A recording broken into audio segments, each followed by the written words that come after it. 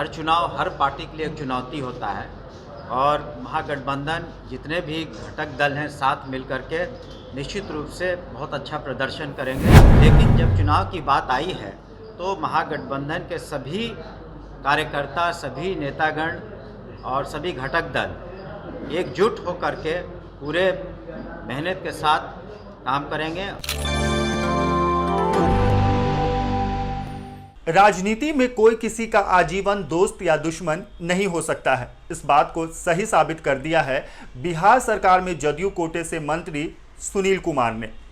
अब पहले उनका ये बयान सुनिए। देखिए, चुनाव तो एक डेमोक्रेसी का हिस्सा है। दोनों सीट वैकेंट हुए तो महागठबंधन का कैंडिडेट की घोषणा भी कर दी गई है दोनों सीटों, मोकामा के लिए और गोपालगंज के लिए। तो हर चुनाव हर पार्टी के लिए एक चुनौती होता है और महागठबंधन जितने भी घटक दल हैं साथ मिल कर के निश्चित रूप से बहुत अच्छा प्रदर्शन करेंगे और हमें पूरी उम्मीद है और पूरा यकीन है कि जो परिणाम होगा हम लोग के पक्ष में होगा। पर जदयू की आनंद सिंह से कोई नाराजगी? जी, जदयू का आनंद सिंह से कोई नाराजगी रह गया या खत्म हो गया? देखिए, जब चुनाव की बात आती है तो प्रत्याशी और जीत ज़्यादा महत्वपूर्ण होता है। आपसी मनमुटाव भुला करके हम लोग निश्चित रूप से इसमें मनमुटाव लोगों के बीच में हो सकता है, पार्टियों के बीच में हो सकता है या फिर व्यक्तियों के बीच में कुछ हो सकता है। लेकिन जब चुनाव की बात आई है तो महागठबंधन के सभी कार्यकर्ता, सभी नेतागण और सभी घटक दल एकजुट होकर के पूरे मेहनत के साथ काम करेंगे और जैसा कि हमने कहा कि हमें पूरा यकीन है कि परिणाम हम लोग के पक्ष में होगा।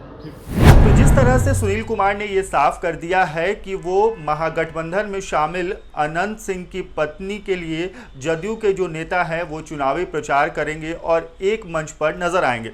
मालूम हो कि बिहार में 2 सीटों पर उपचुनाव होने हैं, एक गोपालगंज और दूसरा मोकामा। लेकिन इन दोनों सीटों के बीच में जो सबसे ज़्यादा चर्चा है वो मोकामा सीट को लेकर के है। मोकामा सीट को लेकर के क्यों चर्चा है ये किसी से छुपा नहीं है। मालूम हो कि इस सीट से अनंत सिंह लगातार चुनावी मैदान में उतरे हैं और उन्हें विजय हासिल हुआ है। वो चुनावी मैदान में अपना परचम लहरा चुके हैं। इस बीच अब अनंत सिंह तो चुनाव लड़ने के योग्य नहीं रहे हैं तो उनकी पत्नी इस सीट पर आरजेडी के सिंबल पर चुनाव लड़ रही हैं।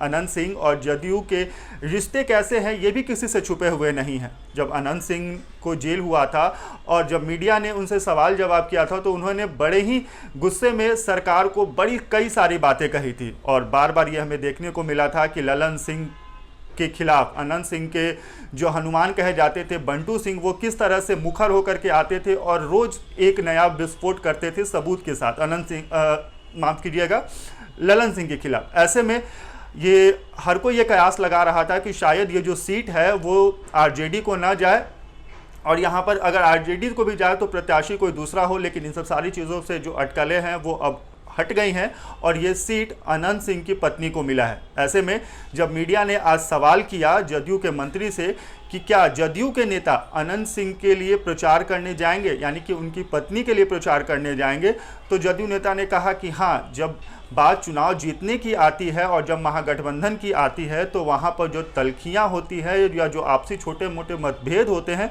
वो सब हम लोग भूल जाते हैं और भूल करके हमारा जो फोकस होता है वो सीट जीतने पर होता है। ऐसे में हम सारे जो नेता हैं, जो घटक दल के जितने भी नेता हैं, वो सारे अनंत सिंह के लिए वोट मांगेंगे और आरजेडी का जो कैंडिडेट है उसे जिताने के लिए हम बढ़ चढ़कर वहाँ पर अपने प्रत्याशी के पक्ष में प्रचार करेंगे और जो जदयू के नेता हैं वो भी अनंत सिंह की पत्नी के लिए वोट मांगेंगे।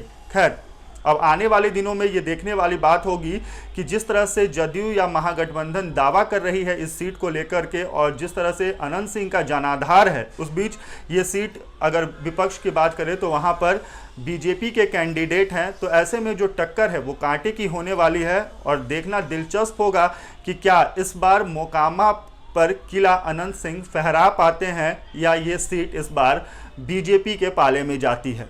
बाकी इस वीडियो पर आपकी क्या राय है हमें कमेंट बॉक्स में लिखकर ज़रूर बताएं। इसके साथ ही बिहार उपचुनाव से जुड़े और भी खबरों को देखने के लिए हमारे चैनल को सब्सक्राइब करें। अगर ये वीडियो आप हमारे फेसबुक पेज पर देख रहे हैं तो पेज को लाइक करें और फॉलो करें।